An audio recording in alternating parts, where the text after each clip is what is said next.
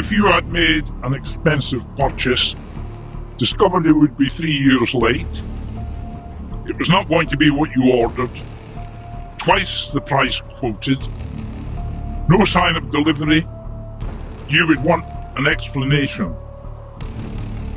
2 new ferries, which were intended for Arran and the Hebrides, cost the Scottish taxpayer £200 million. This was an example of an embarrassing and costly public project that ran aground. The 2 ferries that were ordered in 2015 are still gathering rust in the dry dock. Ferguson Marine won the contract in 2015 and went into administration in 2018 with debts of £49 million before being taken into public ownership. The Scottish National Party said ferry owners Kalmar were to blame. The Scottish National Party claimed that because Ferguson began work before they agreed the final specifications and did not come to an agreement about any possible overrun costs, it was therefore Ferguson's responsibility. Meanwhile, Kalmar still says it never wanted dual-fuel vessels using marine diesel and liquefied natural gas. Jim McCall, who took on Ferguson's in 2014, said, "The system would never have provided a benefit." The Scottish National Party, however, insisted on liquefied natural gas as a green gimmick. They prematurely announced the order was a viable one so that they could steal a march on a Tory spending commitment at Faslane. The whole ferry project was dangerously vague.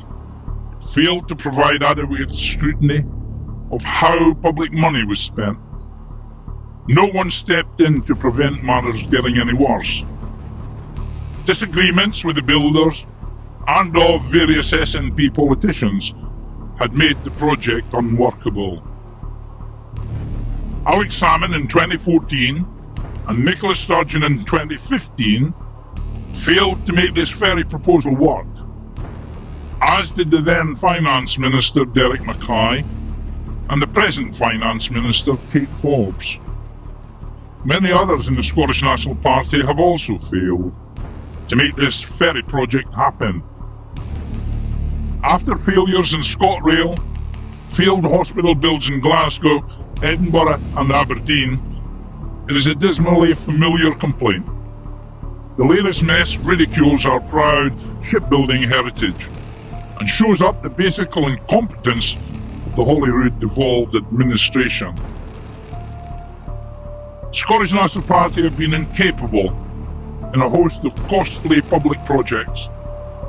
They do not exercise even the most minimal oversight or accept a basic measure of accountability.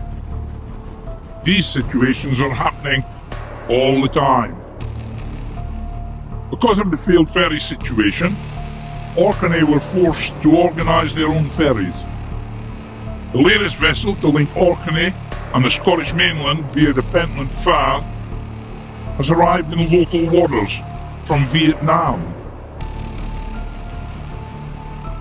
MV ALFRED is being hailed as the most environmentally friendly ferry of its kind in Scotland, with a shore-based wind turbine providing power when the vessel is docked overnight, and energy-efficient LED lighting throughout on board.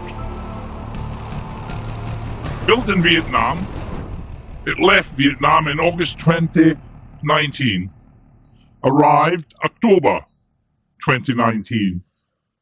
ALFRED has space for up to 430 passengers and 54 cars and 12 articulated vehicles or coaches. From start to finish, the ferry fiasco has shown a complete failure of any SNP official to have the ability to conduct business in Scotland's interests. In July 2020, it was reported that the Scottish National Party, after nationalising the yard with a taxpayer-funded bailout, called in a consultant to advise on how to run the shipyard, at an additional expense to the taxpayer of £200 million.